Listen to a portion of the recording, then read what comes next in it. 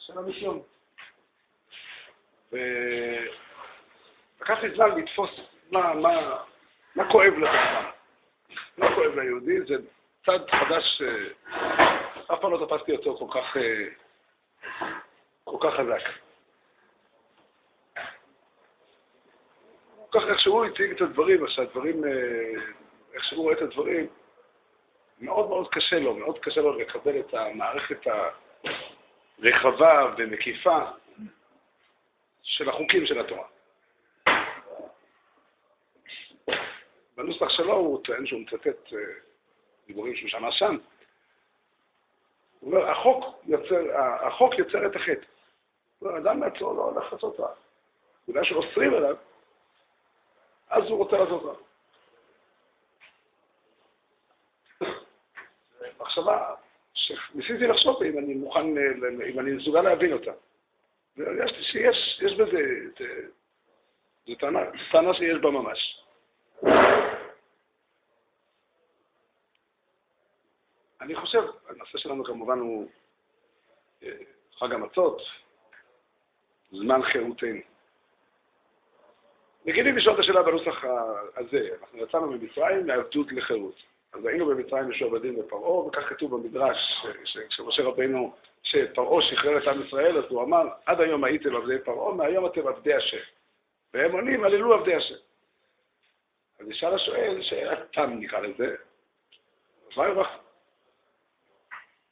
איפה ההבדל האמיתי בין עבדי השם לעבדי פרעה? ושוב, זו באמת שאלה, השאלה היא שאלה גדולה, היא שאלה שנוגעת לעצם היחס, לעצם המקום שבו אנחנו נמצאים ביחס לקדוש ברוך הוא.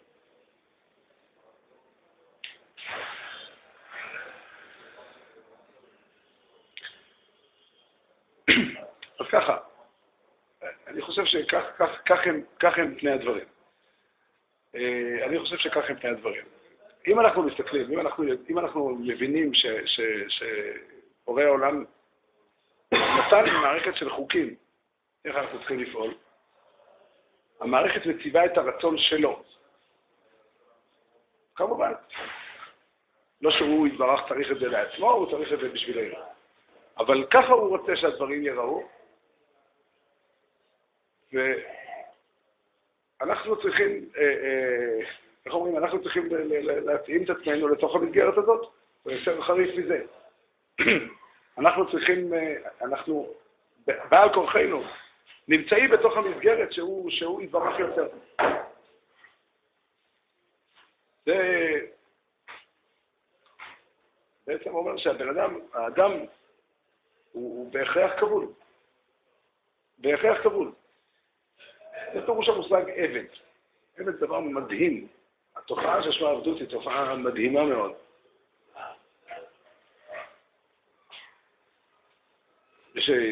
במקומות מסוימים בעולם שזה רווח מאוד העבדות, אתה יודע, יכול אדם לצאת ליום עבודה עם 30 עבדים שלו, רובם או כולם חזקים ממנו, גבוהים ממנו, מוצקים ממנו, לא לחינם הם עבדים, והוא אומר להם פקודה והם עושים אותה.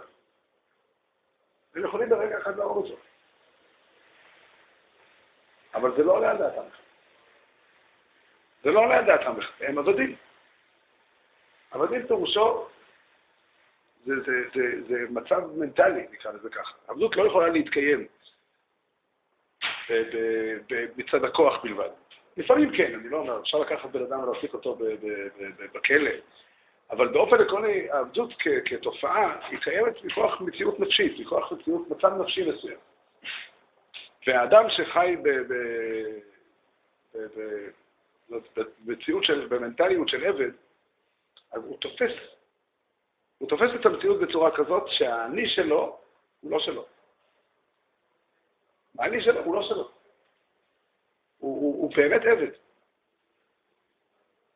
ואיך עושים את זה? איך מעבירים לאנשים את הדבר הזה? זה מקצוע, אני לא ניסיתי אותו. אבל עבדות היא באמת תופעה. היא תופעה עמוקה מאוד. האדם עובד, ההלכה אומרת כך. ההלכה אומרת שעבד אין לו חי. עבד כנעני, אין לו, זאת אומרת, הילדים שלו, הם לא ילדים שלו. זאת אומרת, הוא לא אדם, שכתוב, פורסם מאוד, עם הדומה לחמור, אז עם הדומה לחמור פירושו שעבד הוא לא מדברים פה על העבד כבן אדם פרטי. תבי, עבדו של רבן גמליאל, היה עבד כשר, היה אדם חיובי מאוד. אבל כל עוד הוא עבד, העבדות היא מציאות שאומרת שאתה לא עומד לעצמך. אם יש לי עבד ואני אומר לעבד שלי, תעשה כך וכך. נניח שיש אופציה כזאת שהוא יגיד לי, תשמע, זה לא כל כך בריא לגב שלי, העבודה הזאת. מה התשובה האמיתית שהאדם צריך לענות? זה לא רלוונטי. זה לא רלוונטי, אתה לא נמצא פה, אתה לא קיים בשביל עצמך, אתה קיים בשבילי. זה פירוש המושג עבדות. מה? עבד עברי, הוא לא ממש עבד.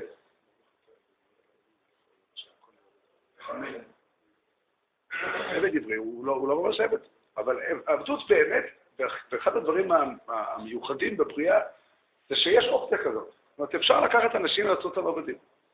הם הופכים להיות בני אדם מסוג אחר, יצורים מסוג אחר. התורה חידשה הרבה הלכות בעניין הזה. התורה באה ואמרה שמי שהורג עבד חייב עונש מוות כמו מי שהורג ישראל וכו'. אבל העבדות במהותה היא באמת לקחת בן אדם ולעשות אותו לכלי. לעשות אותו לכלי. ויש אופציה כזאת. יש כזאת אופציה. במציאות של האדם יש אפשרות לקחת אותו, לעשות אותו לעבד. וכשהוא נהיה עבד, הוא נהיה עבד באמת. זה המציאות שלו. זו המציאות שלו, כך הוא חי, כך הוא תופס. צריך הרבה מאמץ כדי להוציא בן אדם, להוציא עבד לחירות. הגמרא אומרת שעבד, עבדה בהפקר אני חלק, הוא אדם בלי כבוד. הוא אדם בלי כבוד. מופיע דעת רב מאיר שחוב הוא לעבד שיצא מתחת יד רבו לחירות. כן, איך מתחילים בדיוק, אבל אנשים לא מעט. מיליונים של אנשים נולדו במציאות של עבדות. בהיסטוריה אבל הגמרא אומרת שלפי רב מאיר, חוב הוא לעבד שיצא מתחת יד רבו לחירות. זה לא קשה לו העבדות. יכול להיות שהאדון הוא אדון קשה והוא עושה לו עבודה קשה יותר. אבל המצב של העבדות הוא המצב שלו. ככה הוא חי. והעבדות נולדה במקום הזה שבו בן אדם אחד משתלט על אדם אחר. איך שאמר קהלת, עת אשר שלט האדם באדם לרע לו.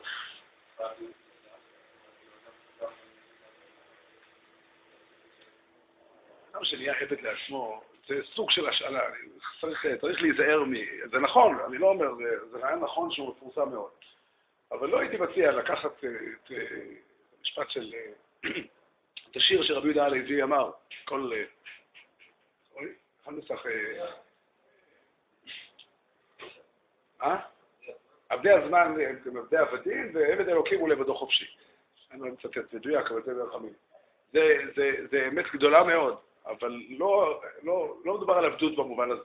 המצב של עבד הוא בן אדם שמבין בפשטות, מבין, זה יכול לכאוב לו מאוד, אבל הוא מבין שזה הגיוני וצודק, שהוא יתחתן עם אישה, ואדם יגיד לו, לא, עד כאן, מהיום והלאה, לא זאת אשתך, אלא זאת. זה סביר. זאת אומרת, הוא יכול לכאוב לו עד מאוד, אבל הוא מבין שזה הסדר. זה הסדר. הרבה דברים כואבים לבן אדם, והוא מבין שאין לו זכות להתלונן. זה המציאות של עבד.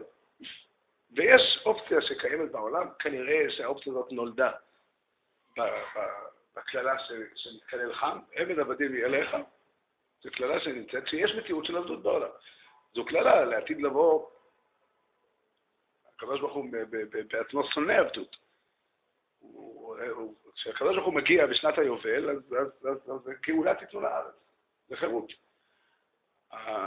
ההופעה של הקדוש ברוך הוא ביום הכיפורים נקראת בשפה של ספר הזוהר, על מדי חירות, עולם של חירות. זאת אומרת, החירות, הקדוש ברוך הוא ברא את האדם בעצם, באופן כזה שהאדם לא מתאים לו להיות. זה סוג של הידרדרות שהאנושות הגיעה אליה, ואין ספק שאנחנו מצפים לתיקון שלם.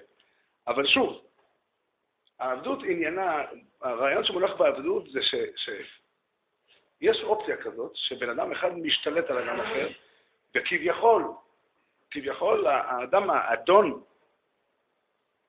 המציאות של האדון מבטלת את המציאות של העבד. הוא לא, את המציאות שלו כאדם, כאני. הוא לא אישיות בפני עצמה. זה תפיסה, זה מציאות של חיים. זה מציאות של חיים. מתוך המבט של העבדות, מתוך הפילוסופיה, תפיסת עולם של העבדות, אז בונים עולם שלם של מחשבות, עולם שלם של כללים. והאדון והעבד שניהם ביחד שותפים לדבר הזה. סיפר לי אדם שהיה במזרח במקומות שהעולם נוהג כאילו העבדות עדיין קיימת שם. הוא אומר, אדם נולד למשפחה וחינכו אותו שהייעוד שלו זה לשרת בן אדם אחר. ככה הוא תופס, הוא לא עושה את זה כי הוא מוכרח, כי מישהו מכריח אותו עם מקל. תגיד לו 1000 פעמים ללכת. אהבתי את אדוני, את אשתי ואת בניי, לא יצא חופשי. זה המקום שלי האמיתי. ככה אני תופס את זה. אדם הזה פטור מאחריות. אי אפשר להגיד לעבד שהוא אחראי למשהו. אי אפשר לדרוש ממנו, אי אפשר לדרוש ממנו לקחת אחריות אמיתית על מה שקורה. אמרו לי לעשות, הוא עושה. זה כל כך ברור. אין צידוק יותר גדול לעשייה. היה ככה, אנשים שהיו חלק מהמפעל ההשמדה הנאצי, טענו להגנתם, קיבלנו פקודה. והם אמרו אמת. זאת אומרת, התפיסה שהם חיו בה, היא שזה הצידוק המלא למה שצריך לעשות. ככה נתנו לי, זה הפקודה שקיבלתי. זה הסדר, אני לא מכיר משהו אחר. זאת אומרת, האדם, יש יכולת לקחת אדם ולעשות אותו לעבד. זו המציאות. יש יכולת תיאורטית לפחות, לקחת אדם. וכשאדם הוא עבד, להוציא אותו מזה, זה צריך טרנספורמציה שלמה, שינוי שלם, מהפכה אמיתית בכל המציאות שלו. כדי שהוא יהפוך להיות לאדם אחראי למעשה. כשמקים עבד, זה לא פשוט שהוא עשה חטא ולכן מכיר אותו. האדון שמכיר את העבד, הוא לא מכיר אותו כי העבד עשה חטא. הוא מכיר אותו כי אתה התנגדת אליי. האני שלי שולל את הקיום שלך. יש אופציה כזאת.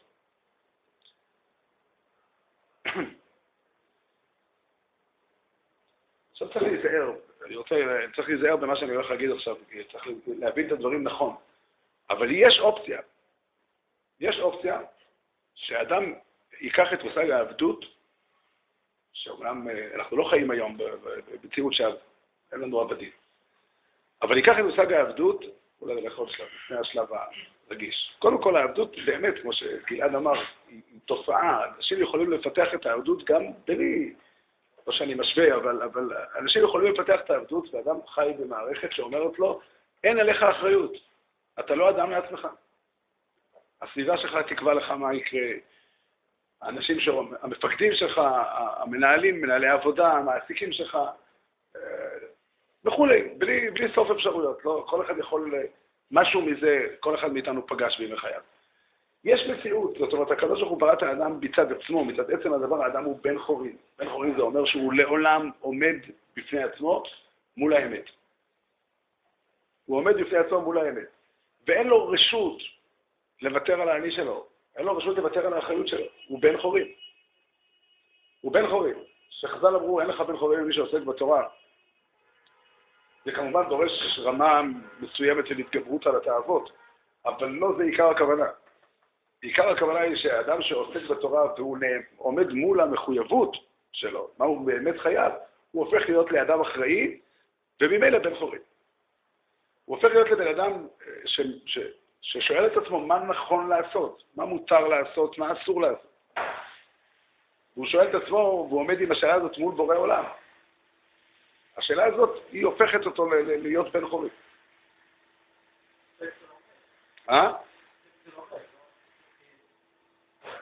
עוסק זה לומד? אני לא בטוח. דרך אגב, בכמה מקומות בחז"ל מצאנו שעוסק בתורה כנאי לא מקיים מצוות. אבל אתה צודק גם שבאמת כדי להיות בן חורין לא מספיק לדעת כמה הלכות ולקיים אותם, אלא צריך להיות לעמוד מול המחויבות כסדר, כדרך חיים, כצורת חיים. וזה מה שהרב אומר שטענות כמו הרב אמר לי לעשות ככה, כמה נכנסים למשהו? במידה רבה כן. שוב, לשאול, להתייעץ, זה אחד הדברים הנכונים ביותר שאדם יכול לעשות בחיים שלו. אבל צריך לדעת שהשאלה לא מתכוונת לפתור אותך מאחריות. אני לא מתכוון לחייו הוא פטור. שוב, אדם, תיקח קודם כל משל בעניין אחר לגמרי. אדם הולך לשאול רופא מה נכון לעשות בכזה סיטואציה. הרופא יודע, ואתה לא יודע. מותר ונכון שאדם ידע שיש גבולות לידע שלו, ויש בהחלט גבולות. וכדאי לו ללכת לשאול חכם, אם זה חכם במקצוע כזה, ואם זה חכם בחומת התורה. שיודע את דבר השם, אין בזה ספק. אבל האדם שהולך לשאול, הוא לא אומר, הרב, אין לי כוח לעשות את האחריות, תעשה את זה בשבילי. אדם צריך לשבת ולחשוב טוב מה נראה לו נכון.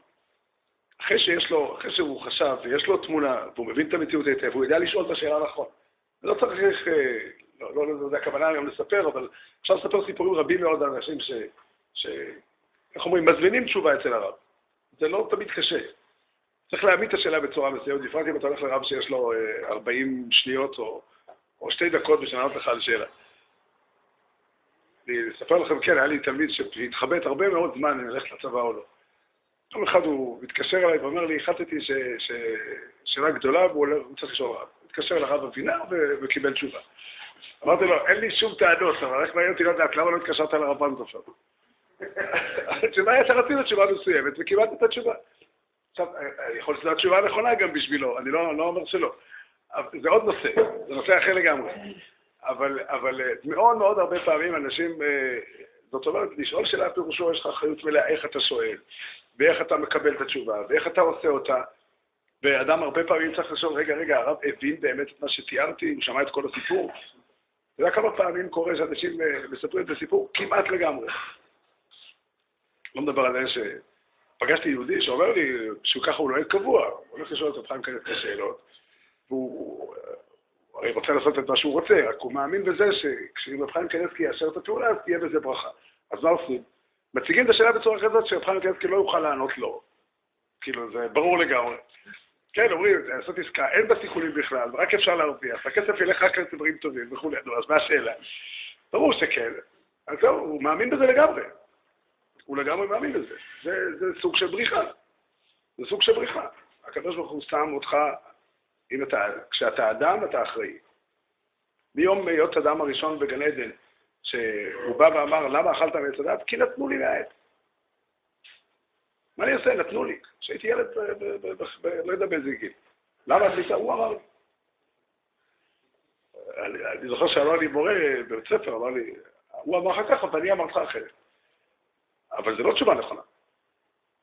כי עד כמה שאתה מדבר, אני אמרתי, אז שוב, השאלה היא מי, שוב, שימו לב לדיון, באמת. האם השאלה היא פה שאלה של מי יותר חזק?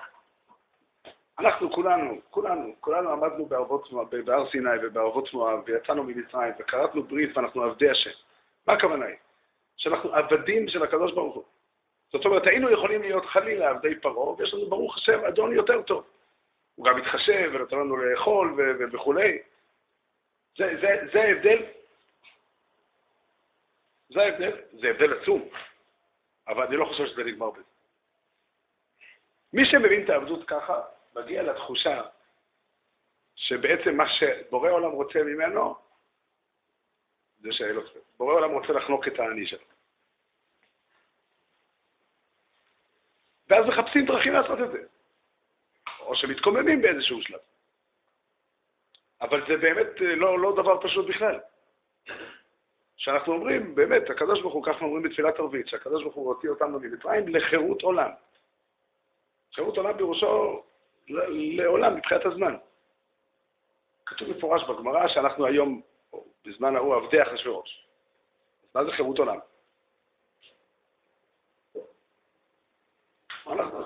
מה? משמעות אחת, 17 של שלמה המלך, זה היה היחידה שהייתה... אז מה פירוש המילים חירות עולם? מה? מה הכוונה חירות ודעת? שאתה יכול לעשות דברים שאדם שואב את לא יכול לעשות. לא יודע מה, לא תמיד אני יכול לעשות, יש הרבה דברים שאני לא יכול לעשות. אני חושב אני רוצה להציע שיציאת מצרים באה ללמד, יציאת מצרים באה ליצור מציאות של חירות. יציאת מצרים באה ליצור מציאות של חירות, באה ליצור מציאות שהיחס שלנו, או היחס של הקדוש ברוך הוא אלינו, מתחיל בזה שהוא גואל אותנו. הוא מתחיל בזה שהוא רוצה אותנו. הוא חפץ בנו. כאן זה מתחיל. הוא חפץ בנו פירושו שאף פעם לא ייתכן שאני כיהודי יקבל על עצמי את העבדות. כמה כוח יש לפלוני או לאלמוני שיכול לקוף אותי? שיעזור שיהיה לי תמיד, שלכולנו יהיה תמיד טוב. היו תקופות בהיסטוריה שיהודים היה קשה מאוד. אבל יהודי שהתחנך על יציאת מצרים ועל תורה, הוא לא יכול להיות לעבד באמת. אי אפשר לעשות אותו עבד. אף פעם הוא לא יגיע למצב, אולי אני אספר סיפור, אני שמעתי תיאור כזה, היה בדרום אפריקה, היה תקופה שהכושים היו קראו לזה אפרטהייד. יום אחד הייתה משפחה כושית, והילד שלהם מתפתח בשוד וברצח. ועשו משפט. מה? לא, ילד כושי. והמשפחה, אף אבא לא שמח בזה שהבן שלו רוצח, אבל זה הבן שלהם, אז נשתדלו לעזור, לחפש עורכים וכו'. ברגע מסוים הם שמעו עוד פרט על הסיפור והם הזדעזעו כל כך, שהם אמרו לה, אנחנו לא נעזור לך. כי הם גילו שהוא לא רצח סתם, הוא רצח אדם לבן. עד כדי כך הגעת. אתה כל כך, זה תפיסה של עבד. זה העבד. עבד פירושו, אני באמת מפנים, באמת מקבל את העובדה האני שלי הוא לא הכרחי, הוא לא חייב להיות. אני מוכן לוותר עליו. אולי יותר נוח לי כשאני אוותר עליו. וזה בסדר, זה סביר שאתה תשתלט עליי. חלילה, אני יודע שאני רוצה להוציא מזה. אבל עוד מעט נגיע לשלב הזה. קודם כל אני אומר עוד פעם, חירות פירושו, ברגע שאדם, הידיעה הזו, שאני יודע אותה, שליל פסח בא, ליל חג המצות, ליל הסדר בא ללמד אותי, שהקדוש ברוך הוא חפץ בי. דיה בשביל לשים את האדם במקום אחר לגמרי. אין בידיעה הזאת בשביל, איך אומרים, אני לא יכול לנצח את הנאצים עם הידיעה הזאת לבד. הכוח שלהם הוא כוח. הם יכולים הרבה דברים לעשות. אבל הם אף פעם לא יכולים להפוך אותי לעבד באמת. אני אף פעם לא יכול לקבל ולהפנים את המציאות של העבדות, להכיל אותה על עצמי. בורא העולם חפץ לי. הערך שלי הוא אינסופי. הערך שלי הוא באמת אינסופי. וזה באמת שם אותי במקום אחר לגמרי. אני יכול להיות שלא נדע מסתרות. אדם יכול להיות במצבים מאוד מאוד קשים, אבל הוא בתוך ליבו מבין, זאת אומרת, התמונת העולם הפנימית שלו לא נותנת אפשרות שהוא יהיה עבד. זה לא עובד. זה לא עובד, אי אפשר לעשות אותו לב.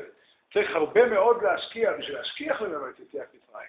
להשכיח ממנו את התורה, ואז כולי העבד אולי. אבל הסיפור של יציאת מצרים הוא באמת, פסח הוא חג, הוא זמן חירותנו. הוא זמן חירותנו, בגלל שהידיעה הזו מעמידה אותנו, הידיעה הזו, הידיעה של יציאת מצרים, הידיעה של גאולה, שמה אותנו במקום אחר. סתם, תראו שהמילה גאולה בלשון מקרא, בלשון תורה.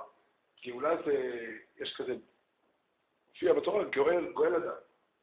אם מישהו מת סתם, עדיין הוא אדם אחד הלך ברחוב ורצח מישהו, אז בא קרוב משפחה שלו והוא גואל את דמו של הנרצח. מישהו מוכן להסביר לי, מה זה עושה לדם של הנרצח שגאלנו את דמו? התשובה היא זה השיב את כבודו האב. העובדה ששפכו דמו כמים, כמים הכוונה היא בלי מחיר. מותר להרוג אותו. עובדה, מישהו הרג אותו ולא חרק. זה שנעשה דין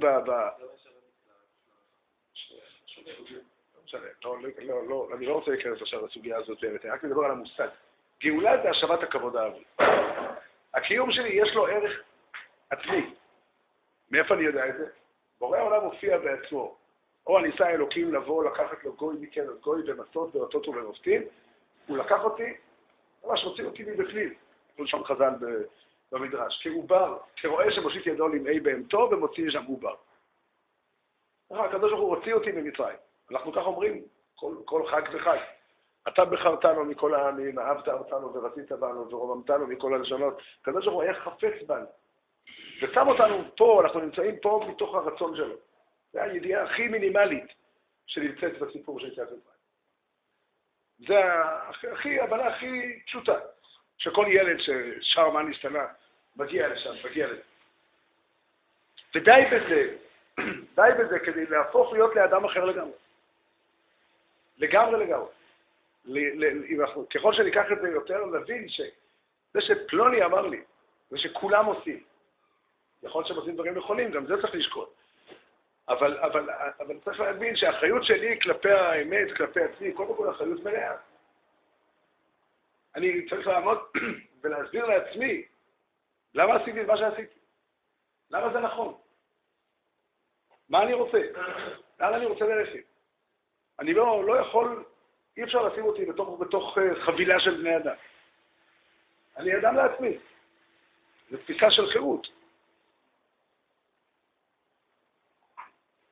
ובאמת, זאת אומרת, משמע ככה בנוסח שאנחנו אומרים בתפילת ערבית, משמע שזה לחירות עולם פירושו שזה מובטח. מובטח, יש לנו את הדבר הזה, קנינו אותו ביציאת מצרים והוא שלנו. יש לנו את זה, אנחנו בני חורים. אי אפשר לעשות אותנו עבדים. אי אפשר, כל עוד אנחנו שייכים לסיפור יציאת מצרים, שייכים לתורה, אי אפשר לעשות אותנו עבדים במלוא מובן המילה. כמה אפשר בכוח לעשות לנו? השם ישמור. אבל לעשות אותנו באמת עבדים זה לא שייך. זה לא שייך. מי שמכיר את הסיפור של יציאת מצרים, מי שמכיר משתית את החיים שלו על זה, הוא יודע, אני לא סתם נמצא פה. אי אפשר לעשות אותי לכלי. הבאתי פעם את הדוגמה הזאת, בטח אמרתי את זה פה, אני לא זוכר בדיוק, אבל שאני משחק שחמט, ואני מקריב את הרט, בשביל להציל את המלכה. למה הרט לא צועק? זו תשובה אחת, לא החשובה, לא המרכזית, שאני פלסטיק. אבל יש תשובה הרבה יותר טובה, כי זה לא רלוונטי. זה לא משנה מה הוא אומר. שיטען עד מחר. הוא נמצא פה בשביל לשרת את המשחק שלי. ואם לי טוב ומתאים לי שהוא ייפול, אז הוא ייפול. זה פירוש המושג עבד. אפשר לרכך את זה, אפשר לעדן את זה, האדון יכול להיות אדם נחמד, אבל זה פירוש המושג עבד. ומי שהיה בקריאת ים סוף, מי שהיה בליל פסח אכל קורבן פסח במצרים, לא יכול להיות עבד. לא יכול להפנים על עצמו את התפיסה הזאת. לא ייתכן. לא ייתכן. האחריות שלו תמיד, האחריות שלו כלפי עצמו, המחויבות שלו לעצמו, תהיה תמיד ברמה אחרת. אי אפשר להשתמש בו ככלי. זה לא עובד. זה לא עובד. הוא לא יכול להיכנס לזה.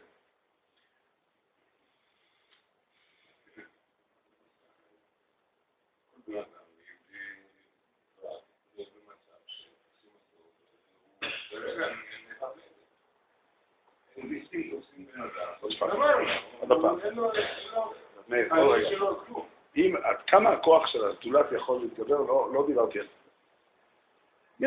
זה סוגיה אחרת, כמה כוח יכולים אנשים להפעיל עליי וכו'. האם אנשים שחיו שנים וחודשים בתנאים של עבדות, זה מילה קלה עליהם, האם הם הפנימו את ההיגיון של המשעבד?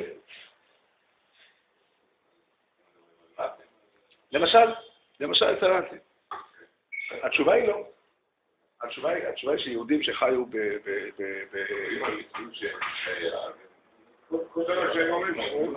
אין ספק, אני לא חושב שהאדם כדי להילחם במישהו צריך גם לחשוב שזה כדאי או משהו.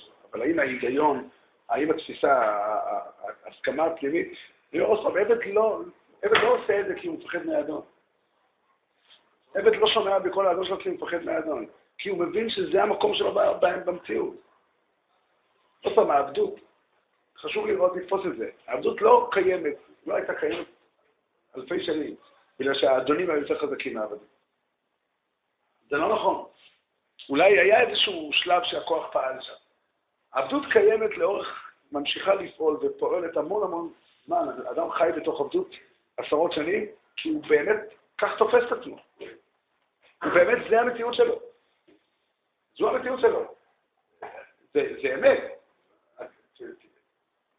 נוסעים למלחמה, תופסים אנשים, והם נהיים עבדים, תוך רגע. תראה, אתה שואל אותי כמה זה קל או קשה לעשות עבדים? דרך אגב, זה באמת נכון. זה באמת נכון, במידה מסוימת, ההיגיון של העבדות האדון עלול להיות יותר עבד מאשר אדם שהוא לא אדון. שנייה, האדון עלול להיות עבד כי אדם שהוא אדון תופס שהקיום בנוי על המלחמה בין האני שלי לאני של מישהו אחר. בעולם שיש בו עבדים, גם האדונים קל יחסית לעשות אותם עבדים. אדם שחי בעולם של חירות, זה קשה מאוד. עכשיו, יציאת מצרים היא באמת קריאה של חירות. עכשיו, כמה אנשים אפשר לקחת, בברית המועצות עבדו הרבה מאוד, השקיעו הרבה אנרגיה להשכיח את התורה מיהודים, והצליחו באחוזים גבוהים מאוד, אנשים גדלו והם לא יודעים מה זה אומר להם. קשה מאוד, הם לא שייכים ליציאת מצרים. אבל כל עוד אנשים חווים את יציאת מצרים ואנשים גדלו על זה, זה נותן בהם משהו אחר. זה נותן בהם משהו אחר. זה נקרא חירות עולם. חירות עולם פירושו שלעולם יציאת מצרים נותנת יכולת לאדם לצאת לחירות. שוב, אני לא אומר, זאת אומרת, כל סבל בעולם הוא סבל. לא זה הנושא שלי. אני אומר, האחריות של הבן אדם, יציאת מצרים מעמידה את האדם מול מערכת אחרת לגמרי. בורא עולם חפץ בי. הקיום שלי כמו שאני הוא בעל ערך אינסופי. הוא בעל ערך אינסופי. אי אפשר להשתמש בי ככלי. אתה יכול, תראה, אני לא אהיה משוגע אם אתה משתמש עם כוח, אני לא יודע אם אני אחסיתי לכם לך. תלוי בקרים, אני אנסה לשקול אם זה מעשי או לא מעשי. מה אני ארוויח, מה אני אפסיד. מה מותר לעשות, מה אסור לעשות. עצם השאלה, כשאדם שואל מה מותר ומה אסור, מעבר לאמירה של האדון, הוא כבר בן חורי. הוא כבר בן חורי. אם אדם עומד ונמצא באושוויץ, הוא שואל את עצמו, לא משנה מה תהיה התשובה, האם מותר לו לאכול שם חמץ או אסור לאכול שם חמץ, הוא בן חורי. הוא בן חורים באמת. בגלל שהוא אומר שמעבר או האם מותר לו לשמוע למה שהנאצי אומר באיזה תנאים, עבד, באשר הוא עבד, הוא פועל בתוך מנגנון של הישרדות בלבד. לא שיקול דעת. אין, שיקול דעת זה האופן שבו אני משתמש כדי להגשים את האני שלי. זה הכלי, שיקול דעת. אבל לפני ששיקול דעת צריך להפעיל רצון. הוא לא רוצה כלום, חוץ ממשהו שהמכונה הזאת עובדת, אז היא רוצה לאכול ולישון. אין לו כבוד. הגמרא מתארת את החיים של עבד. והגמרא אומרת על סוג הקשר שיש בעולם של עבדים. זילל שפיך אלי פריץ אלי. מה שהיא אומרת על השפחה, זוללי בעיניו לזלזל בה ככל תאוותו. אין מערכת של כבוד. אין מערכת של כבוד. ובאמת רב מאיר אומר, הלכה היא לא ככה, אבל רב מאיר אומר שחובו לעבד שיצא מתחת ידו כל החירות. אז מה רע? הוא רוצה, והאדון רוצה, אז זה הסדר מצוין. למי זה מפריע? מה, הכל טוב ויפה. התשובה היא, העבדות גרמה לו שהוא רוצה להיות עבד. זה עצמו העבדות. זה חלק מהמחלה. העבדות היא מחלה. היא מציאות נפשית, ויציאת מצרים יש בה יכולת לגאול את האדם.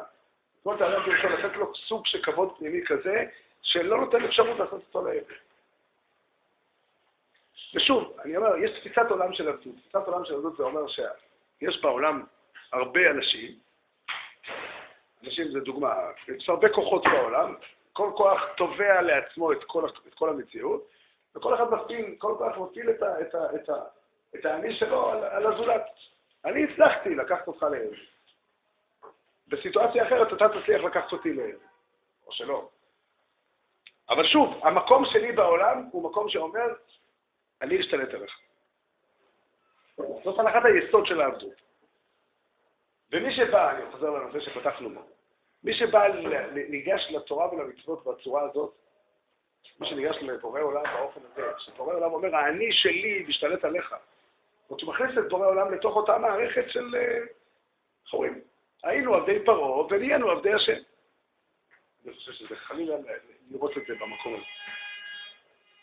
חלילה לראות את זה במקום הזה. ויציאת מצרים אומרת שהיחס שלנו עם בורא עולם מתחיל בגאולה. מתחיל בגאולה. גאולה פירושו, הקדוש ברוך הוא אומר, אני המכה בעברתו כל בחורי מצרים. הקדוש ברוך הוא אומר, תראו, ראיתי מה עשיתם, מה עשו לכם, והתעצבנתי. לא סתם פעלתי למען האינטרסים שלי. זה פירוש, המכה בעברתו, הכוונה היא שהקדוש ברוך הוא התכעס, הוא כעס, הוא התמלא עברה על מצרים בגלל בני בחורי ישראל. וביציאת מצרים באה ליצור או אנחנו בליל הסדר מתכוונים לחזור לאותה חוויה, אותו רגש, שאנחנו בנים של הקדוש ברוך הוא. את אותו יחד, זה אכפת לו. זה אכפת לו. ועברתי בארץ מצרים בלילה הזה, אני ולא מלאך, אני ולא שרף. אני עברתי שם לקחת אתכם, או במילים של הפסוק, או הניסה אלוקים לבוא לקחת לו גוי מקרב גוי במסות באותות ובמופתים. הוא הוציא אותנו משם. זאת אומרת, אם אדם מתחיל את התורה ואת המצוות שם, במילים אחרות, התורה והמצוות הם דיבור שאנחנו מקיימים עם הקדוש ברוך הוא. אם אני מסתכל, שוב נחזור לאותו אדם אותו אדם. הוא אומר, אני מרגיש שהחוק גורם לי לעבור עבירות. עוד כל עוד ככה הוא טוען. כל עוד אין מצוות, אין חוקים, כמה רע אני רוצה לעשות. ברגע שאומרים לי, תעשה ככה, לא, אני רוצה לעשות. איפה זה נובע? לא, זה לא מצחיק. זה קיים. זה קיים בעולם. זה קיים בעולם. כאשר הסוגיה שעומדת על הפרק זה אני או אתה. פירושו, אני רוצה כך. וזה שאני רוצה ככה, זו סיבה שאתה תעשה. למה? כי אני רוצה כך. יש לך אני אחר, אני יודע את זה. אנחנו ניקח את האני שלך ולמחוק אותו. זה סוג דיבור. שנייה. זה סוג דיבור שמתקיים במערכת של עבדות. במערכת של עבדות הזו, אז השאלה תמיד, אני עומד מול השני, והשאלה היא עד כמה. לפעמים יש מערכות זאת, לא לפעמים, הרבה פעמים אנחנו מבינים, כל אחד מאיתנו מבין שלא כדאי לי למצות את כל האפשרויות של העלי שלי, כי זה עלול לעלות לי ביוקר. אז בואו נעשה איזשהו הסדר, הפרדת כוחות. איפה הגבולות שלי ואיפה הגבולות שלך? חייבים לומר שזה עדיף מאשר שאין הסדר כזה. זה הרבה, מאוד מאוד משמעותי הרווח. אבל השאלה לא יורדת מהשולחן. זאת אומרת, לעולם אני תופס את עצמי כמציאות שרוצה את כל המרחב בשבילה. והאני שלך מפריע לי, והשאלה היא איך אנחנו מסתדרים, איך מקיימים את היחס הזה. אבל המחשבה שהאני שלי חפץ באני שלך, היא מחשבה אחרת לגמרי. אם אני בא לבן אדם ואומר לו, תשמע, לך תעשה ככה, למה? כי ככה אמרתי. מכירים את זה? ככה אמרתי. מה זאת אומרת ככה אמרתי? זה אומר, האני שלי דורש את כל המרחב, והוא בפירוש מפריע לו שהאני שלך קיים. זאת אומרת, אני מאוד רוצה שתתקיים, כי אתה יכול לעשות עבור כמה שירותים. לעזור לי בזה או בזה. אבל זה שאתה אני, זה הורס אותי. איך אמר מי שאמר? לא בזמן עסקנו בו. וכל זה איננו שווה לי בכל עת אשר אני רואה את מרדכי היהודי יושב בשער המלך. לא יכול לסבול את זה. לא יכול לסבול את זה. זה כבר קיצוני מאוד. אבל בפוטנציה, אם אני בא למישהו ואומר לו, אתה תעשה כך, אז הכוונה היא, מה קרה כאן? אני דרשתי מהאני שלך להתקפל. ואז אפילו אם ציווית אותי דבר שתכננתי לעשות אותו לבד קודם, מהיום בעל אני לא אעשה אותו. יכול להיות שאני אחד, לא אני אחד. לא, אני לא יודע. אני גם לא יודע מה ההתייחסות הכי גבוהה, אני לא עסק פה. שנייה, הזמן שלי קצר, אני רוצה שימו לב לנקודה. כאשר אם באים לבן אדם ואומרים לו, תשמע, יש לך אישיות, אבל מה אפשר לעשות? אלוקים רוצה שתעשה אחרת. אלוקים רוצה לכופף את האני שלך. אז ברגע איך אומרים, אפילו אם ציווה אותי לעשות את הדבר שאותו רציתי לעשות מעצמי, זה יעורר בי רצון לעשות אחרת. זה יעורר בי רצון אז. בסיבה פשוטה, כי אם אתה רוצה לקפל אותי, קשה לי להסכים עם זה. או שאני אהפוך לעבד לגמרי ויתכופף לחלוטין, ולא יודע מה יישאר לי. אבל אם אני מתחיל את הדברים במקום אחר, אני מתחיל לומר שהקדוש ברוך הוא בחר בי כי הוא חפץ בי. הוא רצה אותי. איך כתוב, כל הפסוקים ככה, תחת אשר אהב את אבותיך ויבחר בזרעיו אחריהם בכם כיום הזה. הקדוש ברוך הוא בחר בנו. ראיתי את עוני עמי אשר במצרים ואת זעקתם שמעתי מפני נוגסיו, כי ידעתי את מכאוביו. בערב להצילו. בפסוקים של ההלל אנחנו רואים את זה מאוד חזק. כאבתי כי ישמע השם את קולי תחנוני, כי איתה אוזנו לי ובימי יקרא. עפפוני חבלי מוות ומצרי שרון מצרו, ליצרה ויגון אמצאו בשם השם. ומשם והלאה, האמנתי כי ידבר. אני אמרתי בחופזי, לפני שתפסתי את הדברים נכון, כל האדם כוזב. פעם, לפני שתפסתי את הדבר הזה שהקדוש ברוך הוא בפירוש רוצה אותי. כי חילצת נפשי ממוות, את עיני מן דמעה, הקדוש ברוך הוא הוציא מטפחת מהכיס כדי להביא לי את הדמעות. מישהו יכול לשים אותי אחר כך לעבד? הקדוש ברוך הוא שם אותי במקום אחר לגמרי. מי שמבין את המצוות, מי שתופס את המצוות בצורה כזאת, המצוות, החוק לא אמור לעורר בו, הוא יכול לחיות עם החוק. יש אבל החוק עדיין קיים. לא. אין בזה ספק. מכירים, לומדים אותו כל יום. אבל היחס הוא אחר לגמרי. יש פסוק בתהילים. כל אורחות השם חסד באמת לנוצרי בריתו ועדותיו. אז פשוטו שנקרא הוא ככה, כל אורחות השם, הדרכים שהקדוש ברוך הוא נוהג בעולם, הם חסד ואמת, לא לכל אחד. לא כל אחד זוכה לחסד. מי ששומר תורה, נוצרי בריתו ועדותיו, אז הוא זוכה לחסד ואמת. בספר הזוהר, בעבר רבה, הפסוק הזה נדרש קצת אחרת. כל אורחות השם חסד ואמת, זה הולך על אורחים דאורייתא, על המצוות של התורה. והבעיה שהפסוק מאבד את המשמעות שלו לכאורה. כל המצוות של התורה, הדרכים של התורה הם חסד ואמת למי ששומר אותם, ולמי שלא שומר אותם הם לא קיימים. אין טעם להגיד שהמצוות הם חסד ואמת למי ששומר אותם. אני חושב שהפשט הוא ככה, פשט בזוהר. כל אורחות השם הם חסד ואמת, אתם יודעים למי? למי שזוכר ושומר את זה שהתורה היא ברית והיא עדות. מי שתופס את המצוות של התורה, את אורחות השם, את האורחים דאורייתא, כחוקים בעלמא, אז בשבילו התורה היא לא חסד ולא אמת. עליו אמר הפסוק ונתתי לכם חוקים אשר לא טובים, ומשפטים לא יחיו בהם, כמו שיחזקאל אומר. בשבילו התורה היא אסון. בשבילו התורה היא אסון. שהתורה מכוונת באופן עקרוני נגדו. בתפיסה שלו, בורא עולם הגיע מהשמיים ואמר, רבותיי, אתם שלי וזה מה שאני רוצה. בשביל הפרינציפ. אבל האמת היא, לכן יציאת מצרים היא הקדמה למתן תורה. הסיפור מתחיל, הקשר מתחיל עם גאולה. אי אפשר להתחיל לדבר על תורה לפני שמדברים על גאולה. כך כתוב, כשהקדוש ברוך הוא הופיע בהר סיני, הוא אמר אנוכי השם אלוקיך, אשר הוצאתיך מארץ מצרים מבית עבדים. או קודם לכן, בהקדמה למעמד הר סיני. אתם ראיתם את אשר עשיתי למצרים, ואשא אתכם על כנפי נשרים ואביא אתכם אליי. אביא אתכם אליי פירושו, רציתי אתכם קרובים אליי. עכשיו אפשר לדבר על ממלכת כהנים וגוי קדוש. וזה מקבל פנים אחרות. זה ברית. ברית פירושו, יש פה מערכת של יחס. יש פה מערכת של יחס. הקדוש ברוך הוא חפץ בך. החוק, ההלכה, המצווה של התורה היא חלק מההתעניינות שלו בך. כיוון שהוא רוצה אותך, כיוון שהוא מדבר אליך, אז הוא אומר לך, אני רוצה שתעשה את הדברים כך, כי ככה זה טוב לך. מתוך הגאולה מגיעה התורה.